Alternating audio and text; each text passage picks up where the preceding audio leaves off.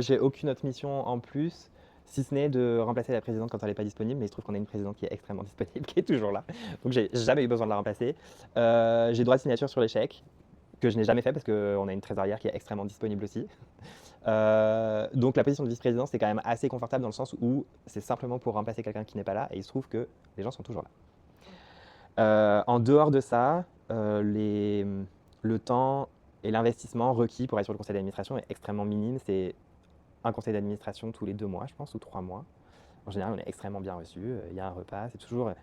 C'est toujours des moments qui se passent dans la bonne humeur, des réunions où on apprend beaucoup de choses, à la fois sur les dossiers importants en cours, à la FI aussi sur, je sais pas moi, des nouvelles politiques qui sont mises en place à la FI. Je pense aux 4 jours semaine par exemple. Je trouvais ça passionnant de suivre ça, l'évolution de ça, les enquêtes de satisfaction, etc., qui ont été faites auprès des employés de la FI.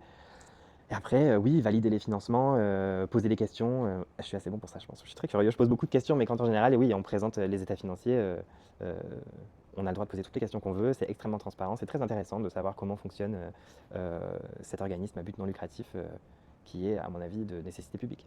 En tant que trésorière de la FI, je viens régulièrement, donc toutes les 2 semaines, signer les chèques. Ça demande à peu près entre une demi-heure et des fois 1 heure de temps pour venir signer les chèques en fonction des moments de l'année, des quantités. Donc il faut être disponible régulièrement et à un moment précis dans la semaine. C'est entre le mercredi midi et le jeudi midi. C'est quand même important pour que les gens soient payés pour pouvoir continuer de travailler pour la FI, de rendre les services qu'ils rendent. Et puis, quand on prépare les réunions du CA, en fonction des engagements qu'on a, il y a un peu de lecture à faire en avance, etc. Donc c'est normal. Il peut y avoir des questions plus ponctuelles, c'est-à-dire la direction a besoin d'aide d'une manière ponctuelle sur une question précise, ou ça demande l'avis du CA ou une décision de la part du conseil d'administration. Donc ça peut aussi être un travail qui est fait par courriel. Et après, c'est à chaque membre du CA de voir quelles sont leurs envies, leur centre d'intérêt, comment ils veulent soutenir la fille, dans quoi ils veulent s'impliquer.